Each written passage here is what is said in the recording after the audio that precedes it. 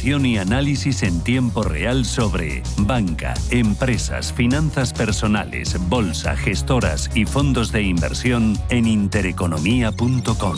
Con la opinión de los mejores expertos del mundo económico, empresarial y bursátil. Toda la programación en directo y con la posibilidad de escuchar en cualquier instante los mejores momentos de la emisora española líder en información económica. Sigue bien informado en intereconomía.com. En Radio Intereconomía, Pulso Geopolítico. Análisis sobre los nuevos desafíos mundiales. Presenta Rafa Jiménez. Bienvenidos al Pulso Geopolítico de Intereconomía. La relación entre Estados Unidos y la Unión Europea se encuentra en uno de sus momentos más tensos en décadas, quizá en el peor de toda la historia. La administración que encabeza Donald Trump deja clara una y otra vez que no ve con buenos ojos la consolidación del bloque europeo y su unidad de acción. Según distintos informes, incluso agendas que configuran el pensamiento, no solo ahora, también en campaña que impulsa la administración de Donald Trump, hay una estrategia deliberada para debilitar la estructura institucional de la Unión Europea, para fomentar un modelo de relaciones bilaterales entre Washington y cada uno de los socios que sea más fácil de manejar para Estados Unidos. Influyentes círculos de pensamiento alineados con la ideología de Trump, como Heritage Foundation, han diseñado un plan para subvertir la Unión Europea. Estaría apoyado por organizaciones ultraconservadoras de Polonia y de Hungría. La cabeza de lanza de este asunto, sin duda, es la Hungría de Viktor Orbán y algunas de las fundaciones más conservadoras de Polonia, uno de los países, ya saben, con mayor criterio propio dentro de la Unión. Apuestan por una comunidad de naciones que no tenga capacidad legislativa, que no tenga un poder judicial unificado e independiente, es decir, disolver las capacidades de la Unión Europea como un actor global relevante cuando ni siquiera ha llegado a ejercerlas de forma total y absoluta. Es un ataque a la estructura institucional de Europa que se alinea con la visión que se muestra en los actos de Trump y de su entorno, que al final ven a la Unión Europea, cuando actúa en conjunto, como un obstáculo mucho más relevante para la hegemonía de Estados Unidos en toda la zona de Eurasia, mucho más difícil esa unidad de acción de gestionar por parte de Washington que cada una de las 27 unidades de acción, que las 27 propias. La hostilidad se manifiesta en muchos frentes, hay muchos ejemplos, desde la imposición de aranceles tan evidente a productos europeos como la filtración de conversaciones que dejan bien a las claras entre altos mandatarios de Estados Unidos lo poco que les importa esa impresión que tienen o esa unidad de acción con los europeos, que pierdan cohesión y poder. Pero es que además las reiteradas amenazas de anexión de un territorio que todavía, que se sepa, está vinculado con un país de la Unión Europea, con Dinamarca, me refiero a Groenlandia, obviamente, la negativa a incluir los países europeos en ciertas decisiones estratégicas globales, el ninguneo a la propia Unión dentro del proceso de paz en Ucrania, incluso el ninguneo institucional a la portavoz de Asuntos Exteriores de la Unión Europea, Kaja Kallas, en su visita a Estados Unidos, que no fue recibida por el presidente. Eso se puede explicar porque no son homólogos, pero tampoco por su homólogo, ni siquiera por el secretario de Estado, porque lo que se intenta es desnaturalizar la capacidad de la Unión Europea de actuar como una potencia global, y es mejor fragmentar, divide y vencerás, ya lo sabemos. Este enfoque tiene implicaciones en la geopolítica energética, en la defensa. Sabemos que también Trump está intentando subir el tono en cuanto a la posibilidad de que la OTAN no sea tan efectiva y no sea capaz de responder a Estados Unidos como principal aportante dentro de la Alianza Atlántica, ni siquiera si uno de sus socios es atacado. Es un doble juego que responde a un interés estadounidense de mantener a Europa, por un lado, dependiente, en un 65% lo sigue siendo, de los insumos que llegan desde Estados Unidos en materia de defensa, pero por otro, impidiendo también que desarrolle una autonomía estratégica que le permita tomar decisiones sin incluir y sin consultar a Washington. El kill switch famoso de los armamentos estadounidenses, sobre todo se habla del F-35, ese botón que desactivaría todos los F-35 que insisten en negar que exista, pero al final toda la dependencia del software estadounidense, si no estás en connivencia a la hora de hacer tus acciones militares con Estados Unidos, que es quien te provee en tiempo real de la capacidad operativa de ese software, al final hace que sean inútiles tus armas si no le interesa a Estados Unidos lo que tú estás defendiendo. El respaldo a partidos euroescépticos, las alianzas con think tanks, como digo, de Hungría y de Polonia, los apoyos del Elon Musk o incluso del propio vicepresidente hacia la AfD, hacia partidos extremos, extremadamente nacionalistas que quieren romper, que son euroescépticos a nivel económico, esa competencia desleal con Estados Unidos. Parece claro que Estados Unidos lucha por evitar su declive como hegemón. Ese es su principal objetivo ahora mismo dentro del panorama geopolítico global y el que se adivina a varias décadas vista. Es un hecho que va a dejar de ser el hegemón, que va a producirse más tarde o más temprano. Ningún imperio es eterno. Tiene rivales tremendos en Asia como China o India, en un mundo que demográficamente ya no es occidental. 1.500 millones cada uno de estas naciones, pero es que tienes a África proliferando con su riqueza en materias primas cada vez más poblada. Y al final, por eso se esfuerza a Estados Unidos en que el foco esté en la mirada asiática, en el eje Asia-Pacífico. No quiere que nada en el Atlántico los perturbe, por eso quiere tener una Europa tranquila, que no se levante, que no sea un actor geopolítico a tener en cuenta, que esté dividida y, por tanto, estando dividida, que no genere problemas. Es evidente que es mucho más manejable una relación bilateral, por ejemplo, con Alemania, que es la potencia económica mayor de Europa, con 4 billones frente a los 25 de Estados Unidos. Mucho mejor tratar y es más fácil establecer tratos asimétricos beneficiosos para Estados Unidos que cuando se habla en un bloque de 17 billones, de 400 millones de habitantes. Al final, el bloque económico, demográfico y militar de la Unión se configura en un actor a tener mucho más en cuenta que cada uno de los socios de los 27. Por eso, el futuro de la relación transatlántica va a depender de la Unión Europea y de su capacidad para resistir estas presiones, para consolidar una autonomía estratégica. Veremos si la Unión Europea es capaz de seguir siendo un actor indispensable en el orden internacional del siglo XXI, pero si no se da cuenta de que su tradicional aliado está intentando disgregarla, desde luego no lo va a conseguir. Tenemos que ser capaces de respetarlos, de llevarnos bien, pero de ser capaces de volar solos. Si no, estamos condenados a no importar nada en absoluto. Vamos a hacer una parada. A la vuelta, titulares que elabora Blanca del Tronco. Sigue Pulso Geopolítico en Intereconomía.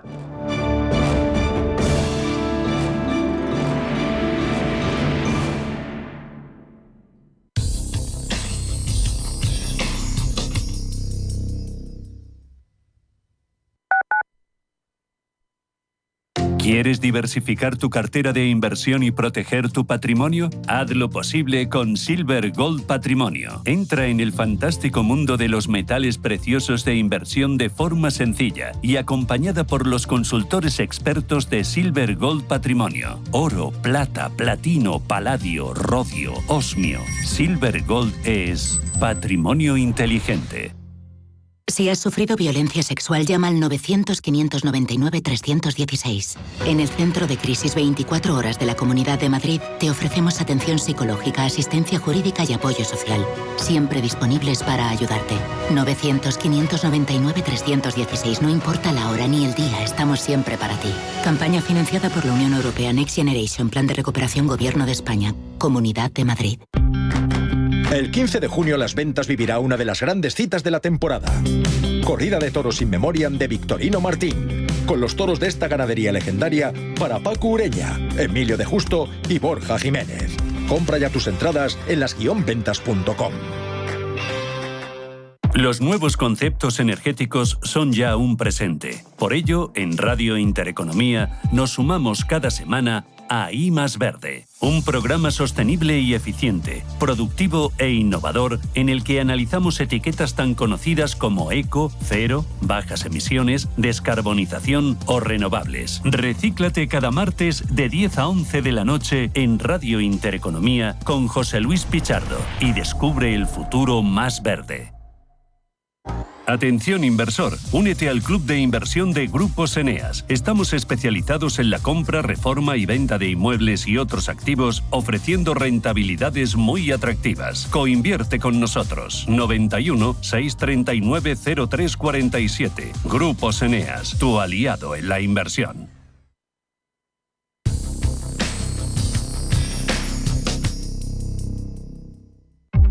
Cierre de mercados es como el punto en la I. Un programa que deja las cosas en su sitio. Hola, te habla Javier García Viviani. A las 3 de la tarde comenzamos a Cierre de Mercados en Radio Intereconomía. La mejor manera de estar informado de toda la actualidad económica. Di que nos escuchas.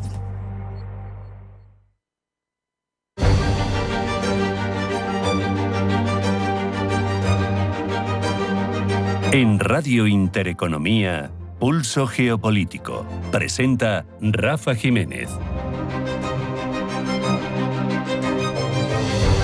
Comenzamos a desgranar ya todo lo más relevante de la información internacional. Comenzamos por los titulares con la elaboración de Blanca del Tronco. Blanca, bienvenida. Buenas tardes. Buenas tardes. La Comisión Europea presenta su hoja de ruta para la preparación ante crisis de diverso tipo. En el documento, Bruselas pide a los ciudadanos europeos que hagan acopio de agua, comida, medicinas críticas y baterías en caso de crisis para un periodo de al menos 72 horas, con la idea de estar preparados en caso de crisis, guerra o situaciones como ciberataques. La tregua entre Rusia y Ucrania para la libre navegación en el Mar Negro se enfrenta ya a dificultades. Se complica su implementación después de que Volodymyr Zelensky haya acusado a Rusia de manipular el acuerdo y de retorcerlo, y de que este país haya exigido el levantamiento de sanciones a sus productos agrícolas antes de su implementación. Emmanuel Macron recibe en el Elíseo a Zelensky en vísperas de la cumbre de París. Ambos abordarán la preparación de la cumbre de la coalición de voluntarios que se reúne mañana y en la que se tratará de finalizar el apoyo a corto plazo al ejército ucraniano, definir un modelo de defensa de ese país a largo plazo y concretar las garantías de seguridad que puedan aportar los ejércitos europeos. J.D. Vance visita este viernes la base militar de Estados Unidos en Groenlandia. Visita en un contexto de crecientes tensiones entre Washington y la Unión Europea, tras revelarse en un chat privado entre altos funcionarios sus comentarios críticos sobre la Unión Europea. El ministro de Exteriores danés considera muy positivo que Estados Unidos haya reducido su visita a Groenlandia, a su base militar al norte de la isla. Cambiamos de zona del mundo. Israel continúa los ataques sobre la Franja de Gaza. Cumplido una semana desde que Israel volvió a la guerra en Gaza, dando por roto el alto el fuego con Hamas, el ejército israelí continúa con ataques diarios a la franja tras aprobar nuevos planes militares para el enclave. Además, en la franja cientos de palestinos han pedido la salida de Hamas del enclave en varias localidades gazatíes, y se ha convocado una nueva manifestación en la ciudad de Gaza rechazando la continuación de la guerra y exigiendo la retirada de Hamas de Gaza para que la vida pueda volver a su pueblo. La secretaria de Seguridad Interior de Estados Unidos visita El Salvador. Kristi Noem llega a El Salvador como parte de una gira oficial para visitar la cárcel de máxima seguridad en la que están encarcelados migrantes venezolanos deportados por Washington, y para reunirse con el presidente Nayib Bukele. Marco Rubio, por su parte, viaja a Jamaica, Guyana y Surinam con el objetivo de promover la cooperación regional para erradicar la inmigración ilegal, combatir el crimen organizado transnacional, abordar los desafíos políticos y la seguridad de Haití y fortalecer las alianzas económicas. En Estambul se vota al sustituto de Imamoglu. La Asamblea Municipal de Estambul, en la que la formación socialdemócrata opositora CHP tiene mayoría, vota este miércoles al sustituto interino del alcalde Ekrem Imamoglu, considerado el principal rival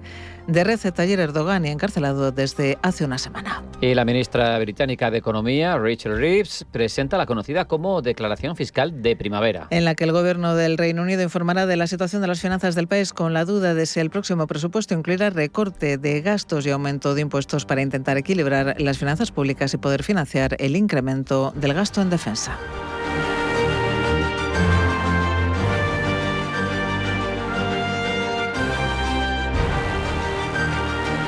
En Radio Intereconomía, Pulso Geopolítico.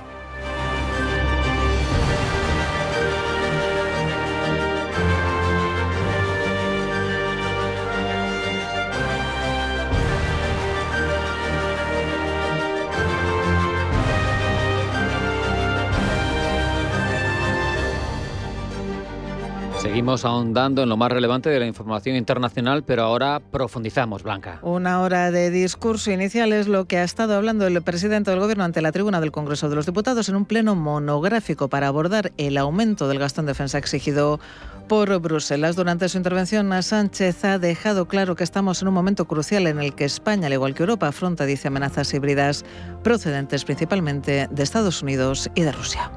Pero la realidad, señorías, es que ni Rusia ni Estados Unidos lo ven así. Y debemos aceptarlo. Debemos superar el bloqueo de la melancolía y adaptarnos a esta nueva situación. Por muy descorazonadora que sea, ya no podemos asumir que nos van a proteger nuestros cielos, nuestras infraestructuras o nuestras fronteras. Tendremos que hacerlo nosotros y debemos hacerlo de forma inteligente, eficaz y coordinada.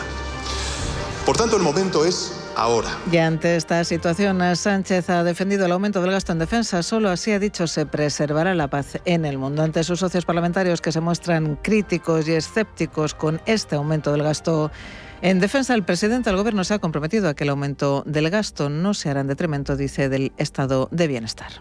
Quiero, una vez más, que nuestros ciudadanos tengan claro que mientras este Gobierno siga en pie y yo continúe siendo presidente del Gobierno, este esfuerzo adicional de seguridad no se hará en detrimento de nuestro estado del bienestar.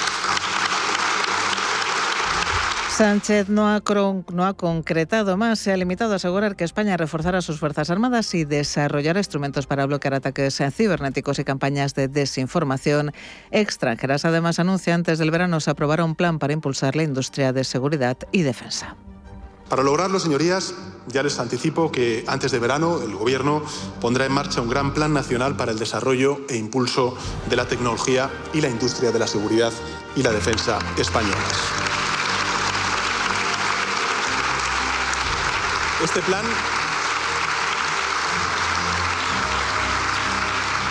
beberá de la experiencia adquirida a lo largo de los últimos años gracias al Plan de Recuperación, Transformación y Resiliencia. Concentrará el grueso de la inversión adicional exigida para cumplir con nuestros socios europeos y va a canalizar programas de colaboración público-privada para crear un nuevo salto tecnológico e industrial en España. Falta de concreción de Sánchez, que ha criticado el líder de la oposición. Feijóo acusa al presidente del Gobierno de acudir a la Cámara sin plan, sin hoja de ruta, incluso dice sin gobierno. No ha venido a ofrecer un plan de defensa, porque no lo tiene. Tampoco ha venido a informar de la hoja de ruta europea, como mucho a dulcificarla, cuando no a contradecirla. Y no ha venido en calidad de presidente de Gobierno, porque no tiene usted un Gobierno que le respalde. Tenía que ver usted la cara de la vicepresidenta Yolanda Díaz, cómo le aplaude.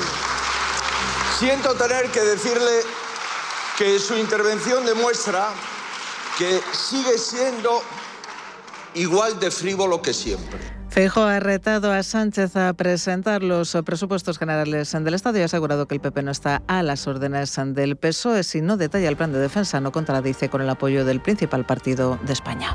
Usted no sabe nada de su plan de defensa, pero tiene claro que el PP debe decir que sí a todo. Será una broma, ¿no? Esto no funciona así. Esto no es el Partido Socialista que le aplaude a todo sin criterio. Yo no estoy a sus órdenes. Yo estoy al servicio de mi país. Nada más, señoría. Y por eso le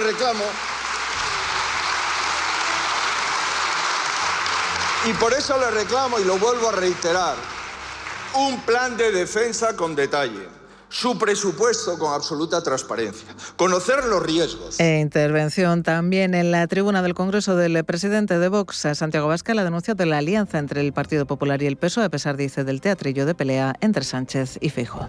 Su alianza nos ha hecho vulnerables. Su alianza está destruyendo la industria y el campo en España. Su alianza nos hace dependientes de potencias hostiles como Rusia.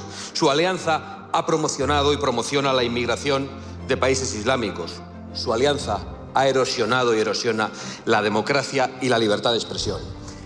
Esa alianza que mantienen ustedes ha impuesto agendas ideológicas suicidas, mencionadas muchas de ellas en estas intervenciones suyas, contrarias a las raíces y a los valores de nuestra civilización. Y su alianza está desconectando a Europa de su vínculo atlántico y nos está poniendo en manos de China. Sánchez no ha encontrado tampoco apoyo ni siquiera en sus socios de gobierno. Sumar califica de error histórico el aumento del gasto en defensa y asegura que no se debe aceptar que más gasto equivale a más seguridad. Los socios del gobierno de coalición cargan además contra la OTAN, a la que definen como un zombi por ser una estructura obsoleta e inútil. Verónica Martínez Barbero, portavoz de Sumar. Señor presidente, dejemos de empeñarnos en una organización que ya es un zombi y pongamos las bases de un futuro seguro para nuestro continente, que refuerce su capacidad estratégica y que tome decisiones basadas en el interés de la ciudadanía. no en las imposiciones de terceros. Es impensable seguir delegando nuestra seguridad a quienes nos amenazan con aranceles día sí y día también, a quienes actúan contra nuestros intereses. Sencillamente, ha llegado el momento de dejar de considerar a Estados Unidos como un aliado fiable. El presidente del Gobierno no tiene previsto llevar el aumento del gasto en defensa al Congreso para su aprobación. Intentará sacarlo adelante en la mesa del Consejo de Ministros. Y mientras en Madrid Sánchez comparece en el Congreso para dar cuenta del aumento del gasto en defensa, en París Macron recibe al presidente ucraniano. Zelensky viaja a la capital francesa, donde a partir de las 6 de la tarde se reunirá con el presidente francés para preparar la cumbre europea que se celebrará mañana en París. El objetivo es reafirmar y detallar la ayuda en armamento a corto plazo, así como oficializar la lista de países miembros de la coalición de voluntarios. Pablo Llanone. El gabinete del presidente francés ha dejado claro que el refuerzo del apoyo militar y financiero a Ucrania es una prioridad absoluta para Francia. Un mensaje que Macron volverá a trasladar a su homólogo ucraniano en un encuentro bilateral celebrado a las 6 de la tarde. Servirá, además, para discutir propuestas específicas sobre el aumento de defensa y preparar a las bases para la cumbre europea de mañana, a la que acudirán más de 30 países, entre ellos los 27 y Reino Unido, Noruega y Canadá. Sobre el terreno se podría oficializar qué países forman parte de la coalición de voluntarios impulsada por Francia y Reino Unido, ya dispuestos a enviar 20.000 soldados a suelo ucraniano en aras de defender el país tras un posible alto el fuego. Sobre este asunto, de hecho, Reino Unido sigue avanzando, ya que en paralelo a la cumbre de mañana, altos mandos del ejército británico se reunirán en la base de Northwood, ya la segunda reunión en esta línea que pretende coordinar la ayuda militar a Kiev y las necesidades de una hipotética fuerza de paz, tan hipotética como esos países que se sumarían a París y Londres en esta coalición de voluntarios. De momento muchos muestran reticencias, como es el caso de Polonia, Alemania e Italia, pero podrían pronunciarse de manera clara al respecto mañana. Otro punto clave será demostrar el compromiso europeo para apoyar a Ucrania en su resistencia en este momento. La cumbre tratará de obtener respuestas claras sobre qué tipo de ayuda y qué volumen pueden los países asistentes trasladar a Kiev para que se defienda en el corto plazo contra Rusia, que por el momento no parece dispuesta a cesar sus ataques sobre Ucrania, ni siquiera a pesar de los avances en las negociaciones de paz. Y ni 24 horas ha durado el alto el fuego energético entre Rusia y Ucrania. Moscú acusa a Kiev de violar la tregua energética anunciada la víspera tras las negociaciones mantenidas con Estados Unidos en la capital saudí. Paloma Arnaldos. La tregua energética acordada entre Rusia y Ucrania se tambalea apenas 24 horas después de ser acordada. El Ministerio de Defensa ruso asegura en un comunicado que Kiev continúa sus ataques contra la infraestructura energética de Rusia. Según la nota, las defensas antiaéreas rusas derribaron la pasada noche 2 drones ucranianos que tenían como objetivo un depósito subterráneo de gas en la costa de la anexionada península de Crimea. Además, se produjo un segundo ataque de aparatos no tripulados enemigos contra las instalaciones de la filial de la principal compañía distribuidora de electricidad rusa en la región fronteriza de Briansk. Según Moscú, el régimen de Kiev hace todo lo posible por torpedear los acuerdos ruso-estadounidenses alcanzados sobre las medidas graduales para el arreglo del conflicto ucraniano. El Kremlin ha llamado a Ucrania a respetar la tregua energética que ha calificado de un buen avance gracias a las relaciones constructivas que se han forjado, dicen desde Moscú, en el curso de los contactos con la parte estadounidense. Desde Ucrania se defienden. Zelensky, que no había aceptado la tregua hasta ayer martes, ha asegurado que esta entrará en vigor en cuanto la Casa Blanca publique el correspondiente comunicado, algo que ha hecho hoy. Y después de haberse filtrado, hoy la Unión Europea presentará su documento de preparación civil frente a posibles crisis tanto bélicas como climáticas. Pablo. Miedo en las casas y en las oficinas ante lo que esto puede significar. Bruselas quiere que los ciudadanos europeos puedan subsistir durante 72 horas sin ayuda externa en múltiples situaciones, desde ciberataques hasta pandemias como la ya vivida en el 2020. Entre las recomendaciones se propone disponer de un kit de emergencias con productos básicos como agua potable, alimentos no perecederos, radio, un botiquín y artículos de higiene. De esta manera, Europa quiere concienciar a sus ciudadanos de que la probabilidad de vivir situaciones similares a la del COVID-19 Es muy posible, sobre todo en este contexto de tensiones geopolíticas y rearme. De hecho, el documento prevé la implementación de programas de educación y concienciación pública para informar a la población sobre cómo actuar durante las primeras 72 horas de una crisis, promoviendo una cultura de prevención y preparación. El documento, todavía a la espera de ser presentado, establecería también la creación de un comité de crisis, un comité especial, compuesto por representantes de la Comisión Europea, la alta representante para Política Exterior y Seguridad y los 27 Estados miembros, con el objetivo de prevenir, monitorear y responder eficientemente a emergencias que puedan impactar a la sociedad europea.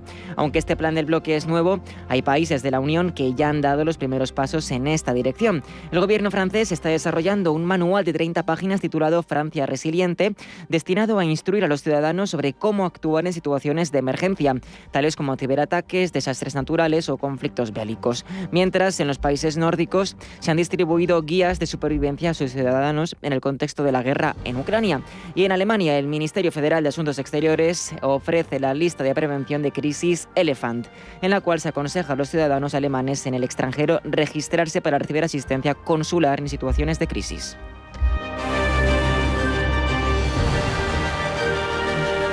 En Radio Intereconomía, Pulso Geopolítico. Presenta Rafa Jiménez.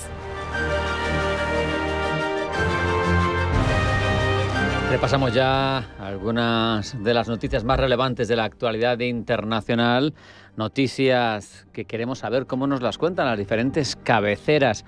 Lo realiza este trabajo en cada uno de nuestros programas Pablo Llanone. Pablo, bienvenido, buenas tardes. Buenas tardes. Hablamos primero del Global Times, un medio alineado con Pekín que se hace eco de las palabras negativas de la Oficina de Asuntos de Taiwán sobre la inversión de Estados Unidos en la famosa empresa de semiconductores que controla el mercado mundial de chips, TSMC. En el país se culpa al Partido Democrático, gobernante en Taiwán, de la desesperada complacencia y la entrega voluntaria del TSMC, que se ha convertido, dice la oficina de Taiwán, en un obsceno pedazo de carne en la tabla de cortar a merced de otros. El hecho de que el partido gobernante de Taiwán pueda aceptar la transformación de TSMC en USMC, prosigue el medio, demuestra que solo se preocupan por los intereses egoístas de su propio partido y de sí mismos, sin importarles el bienestar de los compatriotas taiwaneses ni los intereses del sector industrial. El medio chino, además, no pierde ocasión para plasmar las debilidades del sector político taiwanés. De hecho, Pablo, no hay día en el que la isla no aparezca en su portada normalmente para expresar que su pertenencia al continente es algo irrefutable. Entre tanto, hoy J.D. Vance ha anunciado que va a visitar Groenlandia. Se va a unir a su mujer, Usha Vance, quien ya se encuentra allí. El vicepresidente va a aprovechar para visitar las bases militares de Estados Unidos que, según dice, e insiste en ello, son esenciales para garantizar la seguridad tanto de Estados Unidos como de Canadá. Desde Russia Today, medio alineado con Moscú, se pone el foco en las críticas de la primera ministra danesa a todo este asunto. Mette Frederiksen ha acusado a Estados Unidos de ejercer una presión inaceptable en las siguientes declaraciones que el medio ruso recoge.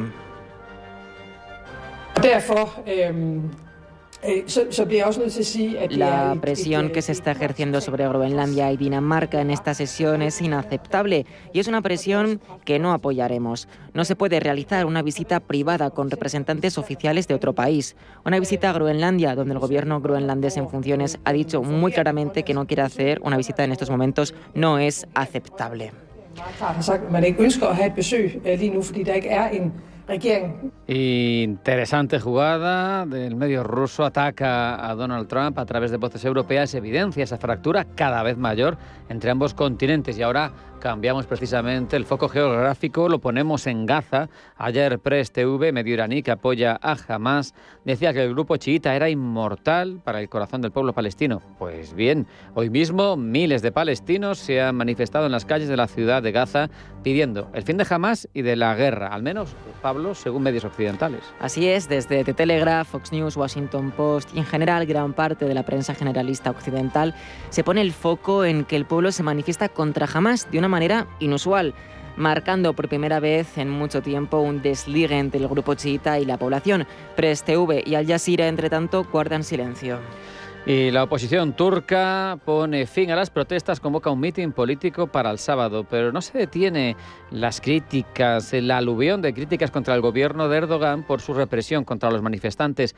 ¿Qué nos cuenta y cómo nos lo cuenta Pablo The Guardian? El medio británico enfatiza que la detención contra Imamoglu fue por casos de corrupción falsos y se hace eco de que para muchos jóvenes estas manifestaciones han representado un atisbo de paz. Recoge los testimonios de un periodista que afirma cómo los movimientos populares han resistido a pesar de la violencia policial.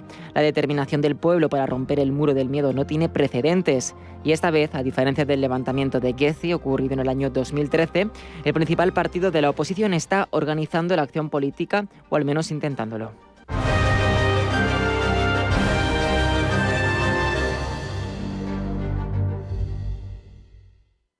Aprender a invertir puede ser fácil. En Banco Big te ofrecemos todo tipo de formación sin compromisos. Entra en bancobig.es/actualidad y descubre todo lo que tenemos preparado para ti. Además, nuestros expertos en inversión están siempre a tu disposición. Banco Big. Nos mueven tus valores.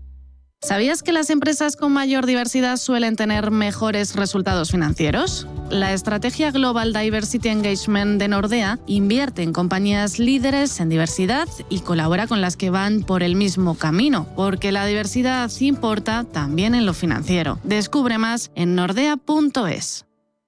Si eres emprendedor, empresario, autónomo, dueño de un negocio o una pyme, este es tu sitio. Negocios de carne y hueso. Cada jueves a la 1 de la tarde en Radio Intereconomía con Mariló Sánchez Fuentes. Geopolítica, mercados, bancos centrales. Los temas más candentes que impactan en la economía mundial están en Visión Global. Cada tarde de lunes a viernes a las 7 con Marta Isern. Visión Global. Marcamos la diferencia. Radio Intereconomía. Cada semana, un emprendedor, un creador de empresa que triunfa, que crece, que innova. Creadores excepcionales, emprendedores de éxito. Cada lunes, a las 11 de la mañana en Capital Intereconomía, Empresas con Identidad. Radio Intereconomía. Hola, soy Javier García Viviani. Presento Cierre de Mercados en Radio Intereconomía. Cierre de Mercados es como el punto en la I. Un programa que deja las cosas en su sitio. Di que nos escuchas. Despierta con ventaja. Las noticias que importan. Las claves para invertir. La economía en tiempo real. Mañanas que impactan, finanzas que cuentan. Capital Intereconomía, desde las 7 de la mañana con Susana Criado.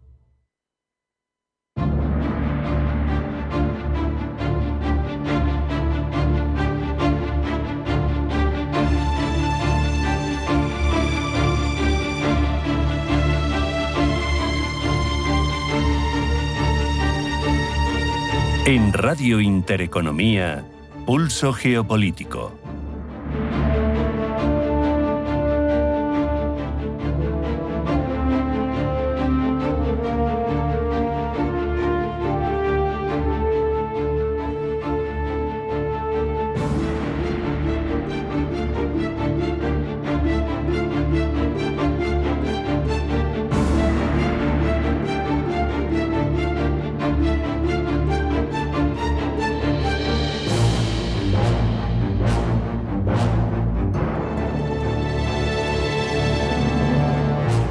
Se habla mucho de la presión que sufren las ciudades autónomas de Ceuta y Melilla, incluso a veces se presiona hasta las Canarias y todo a cuenta de esas pretensiones que ha manifestado en diversos formatos y en diversas ocasiones con distintas intensidades Marruecos. Y precisamente en estos días se cumplen 250 años de la última vez que españoles allí en esas plazas tuvieron que resistir un asedio de un ejército marroquí previo, lógicamente, al Estado moderno, pero en cualquier caso es un precedente interesante. Y de todo ello, de lo antiguo y de lo actual, hablamos durante los próximos minutos con Alonso Muñoz, que es profesor del grado de Relaciones Internacionales de la Universidad Francisco de Vitoria. Alonso, bienvenido, buenas tardes. Hola, muy buenas tardes, Rafa. Muchas gracias por contar conmigo. Alonso, ponnos un poco en antecedentes. ¿Cuál fue la importancia de ese sitio de Melilla de 1775? ¿Cómo terminó de consolidar esa presencia española en el norte de África? Bueno, la presencia española en el norte de África es muy antigua y muy anterior al surgimiento de Marruecos, ¿no? Nos tenemos que remontar como mínimo a los reyes católicos, si no antes, ¿no? A la Hisparia Tingitana de los antiguos romanos. Entonces, lo que sí ha sido una constante es la presión, sea por parte de las tribus bereberes o por parte de la potencia musulmana que estuviera presente en ese lado del estrecho, junto después ya en la era moderna con los ingleses. Esta es también otra constante, ¿no?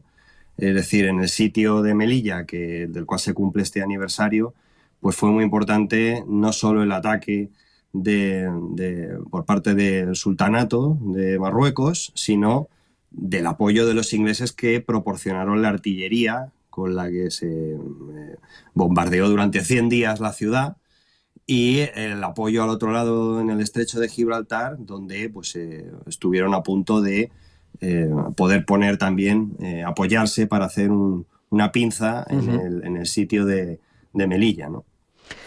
Si nos venimos a la época actual, te pregunto, Alonso, ¿es realista pensar que Marruecos tenga un plan a medio o largo plazo para llegar a dominar Ceuta y Melilla? Bueno, no solo es realista, sino que es público. Quiero decir, el propio gobierno de Marruecos en múltiples ocasiones se encarga de recordar que existe no solo la reivindicación sobre las plazas de soberanía españolas en el norte de África, sino sobre las Canarias, sobre todo el lecho marino que hay ahí, incluso sobre todo el sur de España. Y en ese sentido, corremos un poco el riesgo que ocurra con Ceuta y Melilla, pues como ocurrió en su momento en 1898 con Cuba, Puerto Rico y Filipinas. Y además, de la misma manera que ocurrió en ese momento con el apoyo de Estados Unidos para perder esas provincias españolas, pues no podemos olvidarnos que el gran aliado geopolítico de Marruecos pues es Estados Unidos, que le vende tecnología, que le vende aviones recientemente modernizados. El propio Israel ha instalado una fábrica de drones muy cerca de las plazas de soberanía españolas. Y en ese sentido, pues aunque vivamos un poco en el regate corto de la política que tenemos, pues en realidad efectivamente eso es una amenaza muy grave y muy constante que tenemos a nuestra integridad nacional. Precisamente te iba a preguntar hasta qué punto esa especial relación entre Estados Unidos y Marruecos influye en la estrategia, en la capacidad marroquí de reivindicar plazas que nunca han sido suyas y que incluso en documentos antiguos se reconoce. Ya no vamos a entrar incluso en el Sáhara Occidental, que reconocían ellos que más allá de cierto río no llegaban sus capacidades y que por tanto era territorio español. Pero en cualquier caso, ¿cómo puede compensar España esta especial relación, esa venta de armamento avanzado que tú mencionabas, esa privilegiada relación que mantiene Estados Unidos con Marruecos? ¿Cómo tendríamos que reforzar vínculos con otras potencias o cómo lo deberíamos, en tu opinión, hacer? Sí, esta es una gran cuestión, Rafa, efectivamente. Pues en primer lugar, tenemos que ser conscientes de que no hace mucho tiempo, es decir, justo con el cambio de régimen, el rey Juan Carlos pues acordó, con Franco ya moribundo, a punto de morir, pues acordó el traspaso en definitiva del Sáhara Occidental y todos sus ciudadanos españoles a Marruecos. Es decir, ya tenemos un precedente de haberse hecho esto. Es decir, intercambiar apoyo interno por parte de Estados Unidos a cambio de ceder territorio nacional y ciudadanos a Marruecos. Esto fue lo que pasó justo, ya digo, en 1975. Y corremos el riesgo de que se repita exactamente ahora lo mismo con exactamente los mismos actores, que por presión de Estados Unidos, que le interesa cultivar un mejor trato con Marruecos, porque al fin y al cabo nosotros ya estamos dentro de la OTAN, ya tenemos presencia militar de Estados Unidos, digamos, nosotros poco podemos ofrecer a Estados Unidos, sin embargo Marruecos sí que lo puede hacer. Claro. Y por lo tanto sigue teniendo la capacidad de recibir ese apoyo de Estados Unidos y continuar, por lo tanto, pues en Canarias, Ceuta y Melilla. Y al mismo tiempo, por responder a tu pregunta, a nosotros nos interesaría en ese sentido estratégicamente, en nuestro interés nacional, nos interesaría triangular. ¿Y triangular con quién? Pues mira, triangular con Argelia. Claro. Argelia y Marruecos son enemigos adversarios históricos. Sí, bueno, sí, yo por no hacerlo tan existencial, pero por lo menos, digamos, son adversarios, desde luego, geopolíticos, ¿no? Y en ese sentido, pues nos interesaría precisamente, además con todo el tema energético del gas todavía más, nos interesaría triangular con ellos, y además teniendo en cuenta que detrás de Argelia, pues el poder geopolítico que apoya a Argelia sería Rusia. Con lo cual nos interesaría jugar precisamente, pivotar sobre ese eje, no tanto por querernos aliar con unos o con otros, sino precisamente pues para poder equilibrar un poco ese tipo de cosas y además tener algo nosotros que ofrecer. Claro. Es decir, nosotros podemos ofrecer algo a Estados Unidos diciendo, escucha, si no nosotros nos aliamos con Argelia y por lo tanto con lo que está detrás. Y podríamos de alguna manera actuar de esa manera inteligente. Lo que ocurre es que las élites actuales que nosotros tenemos pues son quizá como en 1898, buscan su propio interés y no el bien nacional. Porque no olvidemos tampoco, Alonso, que Ceuta y Melilla están fuera del paraguas del artículo 5 de la OTAN. Por lo tanto, en principio, si las atacaran, no se podría invocar ese artículo para la defensa común. Y claro, habría que optar por otras estrategias. Yo no sé hasta qué punto estrategias no directamente bélicas, pero en un conflicto, se me ocurre, infraestructuras clave, los cables submarinos que llevan las telecomunicaciones, los que llevan la electricidad, que muchos parten desde el sur de España hacia esa zona, si tú los cortas, si tú los manejas esa capacidad, no cortas físicamente, sino controlarlos, igual también limitas las capacidades de Marruecos en ese ámbito, no lo sé. Sí, bueno, los cables de comunicaciones es un poco un arma de doble filo, porque también si uno los corta para el otro, los corta también para... Sí, pero nosotros tenemos sí mismo, el Spain bueno, sí. NGI SAT. No sé si te acuerdas, no sé si estás al tanto de ese satélite certificado para comunicaciones OTAN que acabamos de poner hace nada en órbita y que puede focalizar con muchos haces de comunicaciones distintos, tanto como para dar comunicaciones a Ceuta y a Melilla y tener todo lo demás sombreado. No sé si no sé, lo digo por no entrar en lo que es una conflagración directamente abierta, ¿no? Que siempre es mucho más grave. Claro. Bueno, ahí yo repito, creo que sí que hay muchas maneras de presionar a Marruecos, en primer lugar con lo que hemos comentado, triangulando con Argelia, con el Sáhara Occidental también. Ajá.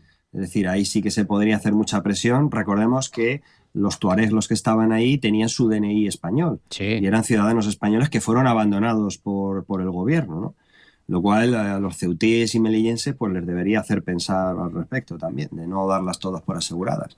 Entonces, todo lo que sería la política migratoria, también lo mismo. Es decir, de la misma manera que ahora se está aceptando todo lo que viene de ahí, y mucho es lo que Marruecos tiene en sus prisiones, así tenemos que decirlo porque es la verdad. Ajá. Pues de la misma manera se puede hacer una resistencia a eso y se puede no aceptar ese problema de Marruecos, ¿no? Y luego la política energética en general, es decir, Marruecos también está necesitado de gas, de recursos energéticos, y también España en ese sentido podría presionar y tiene de hecho las infraestructuras gasísticas para poder hacerlo triangulando con Argelia si quisiera. Claro. Más luego toda la política de información, todo lo que se puede hacer por apoyar, ya digo, el Sáhara Occidental, las reivindicaciones que hay. Es decir, había realmente muchas cartas para, sin tener que llegar a un conflicto que es indeseable de todas maneras, pero bueno, con un reforzamiento del ejército, con un despliegue un poco más contundente, con una mejora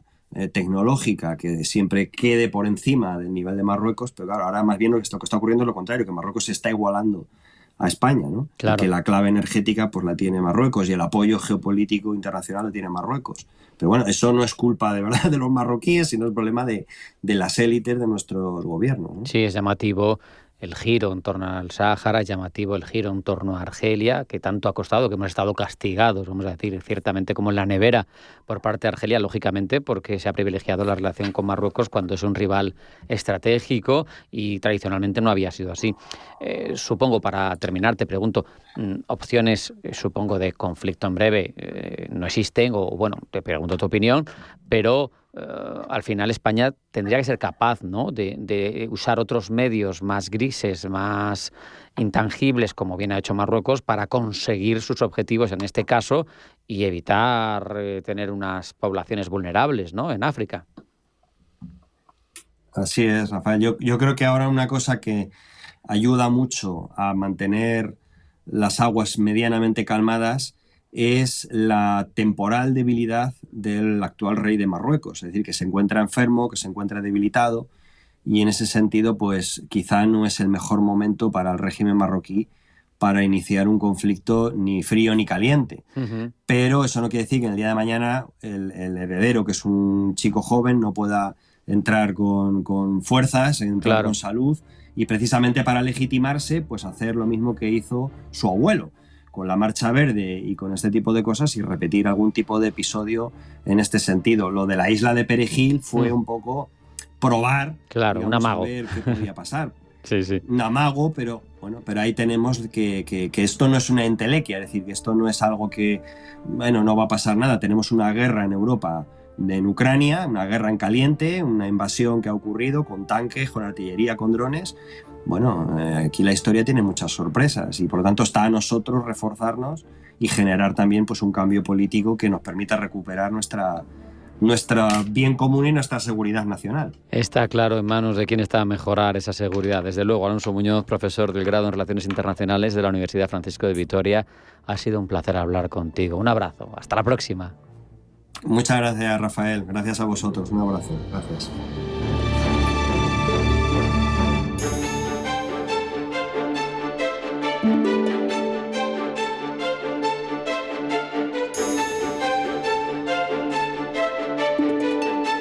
En Radio Intereconomía, Pulso Geopolítico. Una institución como el papado, con esos 20 siglos de existencia prácticamente, una diplomacia la más antigua del mundo, se suele decir, como es la del Vaticano, y la salud de su jefe de Estado son sin duda noticia, sobre todo cuando asistimos en los medios a entrevistas incluso con el personal médico que atendía al Papa y cuyo médico ha comunicado a esa prensa italiana que se llegó a considerar la suspensión del tratamiento para que pudiera morir el Papa Francisco. Es evidente que todo esto desencadena una serie de consecuencias más que relevantes que queremos tratar, y así lo vamos a hacer durante los próximos minutos con Carmen Peña, que es profesora de Derecho Canónico de la Universidad Pontificia Comillas. Carmen, bienvenida, buenas tardes. Muchas gracias, buenas tardes. Es llamativo, ¿no? Parece raro, al menos a mí me resulta esa franqueza, ¿no?, del personal médico, hablando de que en un momento dado incluso se plantearon, que es al final una cosa lógica, ¿no?, en cualquiera de nosotros, que vamos a morir todos, desde luego, pero sobre un jefe de Estado. Y bueno, pues no sé si a ti te ha parecido tan rara esa franqueza. ¿Cómo lo has visto? Bueno, la verdad es que yo acabo de enterarme por lo que estás contando ahora, o sea, tampoco... Pues mira, Carmen, te explico. Ha sido Sergio Alfieri, uno de los médicos, que ha declarado todo esto al Corriere della Sera, y que se produjo un momento crítico, te cuento, el 28 de febrero, cuando el Papa sufrió una crisis respiratoria, inhaló su propio vómito y ahí se planteó una coyuntura pues complejísima, ¿no? Sí, muy delicada. Sí, vamos, a mí que me puede parecer más o menos discreto el comentario a los medios, pero bueno, que efectivamente la cuestión de fondo me parece lógica que en un momento dado, si hay una crisis médica compleja, pues tengan que optar, o tengan que ver qué se pueda hacer o no, y en cualquier caso creo que efectivamente todo lo que es, usar como medios extraordinarios o que ya supongan un poco que se entre en la dinámica o en la perspectiva del ensañamiento terapéutico, también creo que no sería en ese caso muy adecuado. Por tanto, pues me parece lógico, y creo que de algún modo pues todo el interés, ¿no?, mediático que hay estos días y todas las posibilidades que se abren, Yo personalmente creo que son un poco prematuras, digamos, porque espero y confío en que la salud del Papa, pues, bien, una vez ha salido del hospital, pues después, o sea, durante estos 2 meses, ¿no?, que se prevén de rehabilitación y de cuidado, pues bueno, pues pueda volver un poco a tener la salud suficiente. Hay que tener en cuenta su edad, lógicamente, y lo que supone en una persona de su edad estar 5 semanas hospitalizado. Pero bueno, yo espero que pueda salir con la salud suficiente para poder seguir desempeñando su misión, ¿no? Claro. Espero. Es un deseo común, sabemos, supongo, para muchos de los ciudadanos, sobre todo de los católicos, lógicamente, pero nuestra obligación, Carmen, es plantearnos cuestiones. Claro. Entonces, dado el estado de salud actual del Papa, te pregunto, ¿en qué circunstancias podría considerarse apropiada o necesaria su renuncia desde un punto de vista canónico? Sí, pues verás, aquí, claro, habría 2 situaciones distintas. Por un lado, la renuncia siempre tiene que ser libre por parte del Papa. Por tanto, de algún modo, bueno, él podrá consultar a quien estima oportuno si es procedente o no, si conviene o no, es decir, eso no quita, pero en cualquier caso la renuncia es una decisión unilateral y exclusiva del Papa, ¿no? Por tanto, él tendrá que tomar esa decisión. Por eso digo, hombre, yo creo que ahora mismo sería precipitado, la verdad. Habrá que ver, según cómo se vea él cuando evolucione, según cómo vea él cuando pase en este tiempo de rehabilitación y tal, pues él tendrá que valorar y ver.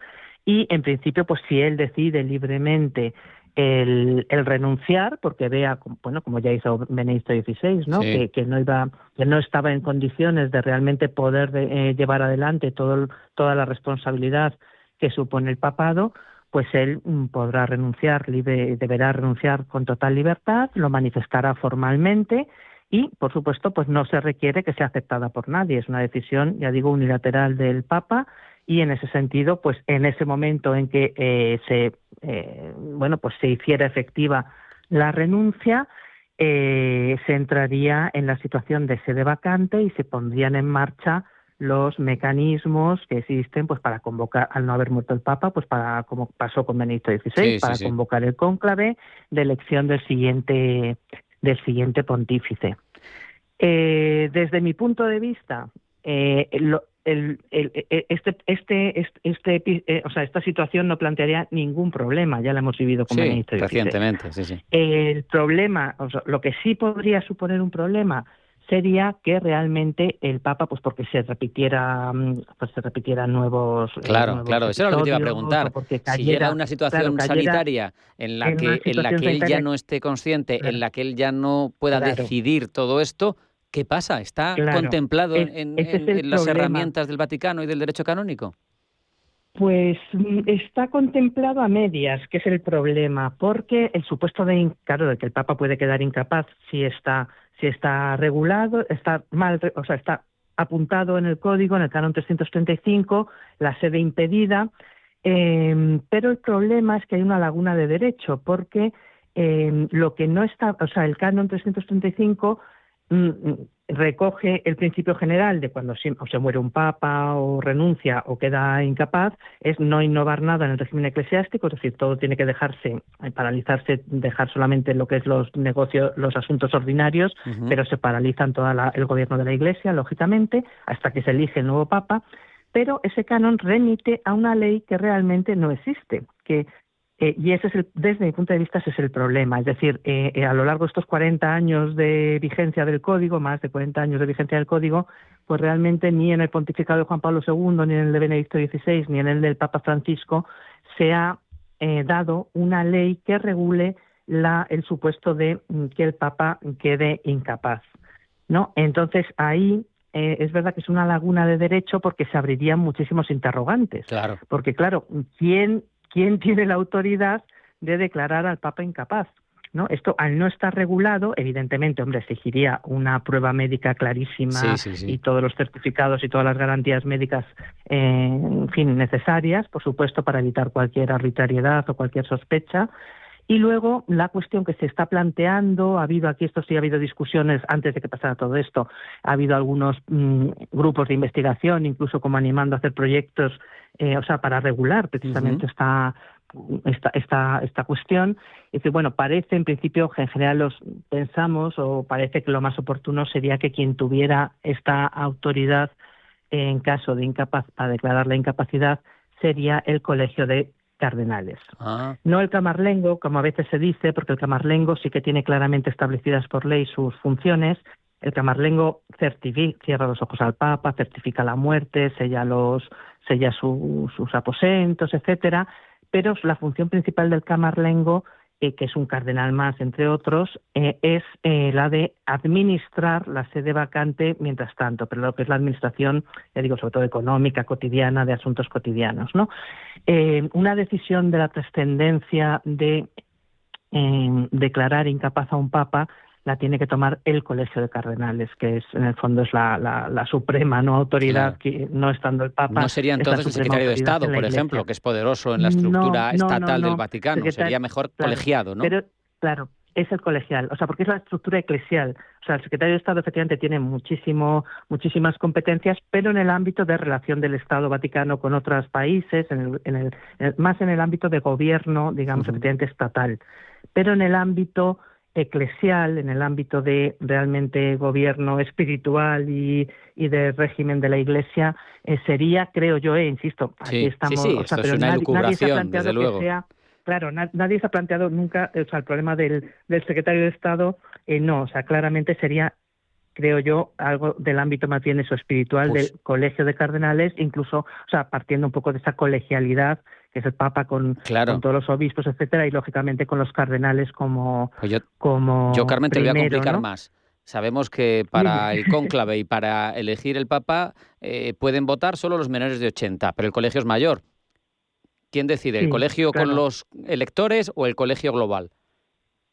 En principio, eso, pues ya digo, estaría sometido a debate. Yo particularmente, insisto, esto es hipotizar, pero es muy significativo que el Papa, poco antes de su ingreso, si recordáis, renovó, que prescribía ya su mandato, y renovó a el decano del Colegio de Cardenales, Jean-Baptiste Arré, que tiene 91 años, ¿no? Y precisamente le renovó al decano y al vicedecano, que tenía 81, que tampoco es elector, Leonardo Sandri, les renovó poco antes, ya digo, a principios de este año, antes del ingreso. Un poco con la idea, porque fue, claro, muy llamativo que a esas edades le renueves por 5 años, etcétera, un poco con se entendió, con la idea de precisamente si hubiera que, de algún modo, pues ya se cayera en sede impedida, hubiera que iniciar un cónclave, etcétera, no, los trabajos preparatorios del cónclave, precisamente que todas las reuniones que hay de los cardenales previas a lo que es ya el inicio del cónclave en sentido estricto, digamos que los que dirigieran y coordinaran todo durante esas reuniones previas justo no fueran cardenales electores, sino que fuera alguien que estuviera excluido, un poco como para que no se politizara previamente, ¿no? Sino que siguiera siendo los que lo han hecho hasta ahora, que precisamente por no ser electores, ¿no? Pues a mí me parece que, haciendo una exégesis de esta decisión, lógicamente lo que ha querido es ratificar el papel del decano del Colegio de Cardenales para este periodo ahora un poco incierto que se puede venir, ¿no? Es fascinante hablar de todo esto. Esperamos que viva muchos años más, mucho tiempo más el Papa Francisco, pero hay que saber qué puede pasar. Te agradecemos mucho, Carmen, que se nos va el tiempo ya. Carmen Peña, profesora de Derecho Canónico de ICADE, tu análisis. Un abrazo y hasta la próxima. Pues un placer, muchas gracias, un abrazo. Hasta aquí Pulso Geopolítico, no hay tiempo para más. Hasta mañana.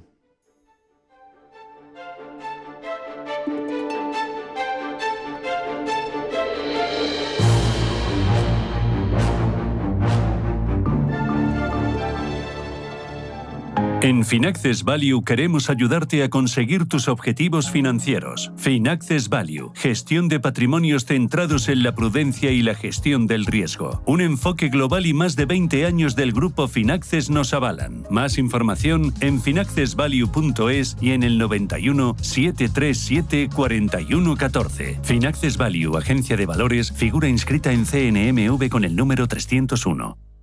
Dicen que en esta vida hay que vivirlo todo. Viajar, bailar, reír y soñar. Atravesar desiertos para llegar más allá. Sentir el arte y sentirte parte. Escuchar el silencio o romper la hora a la hora que tú quieras.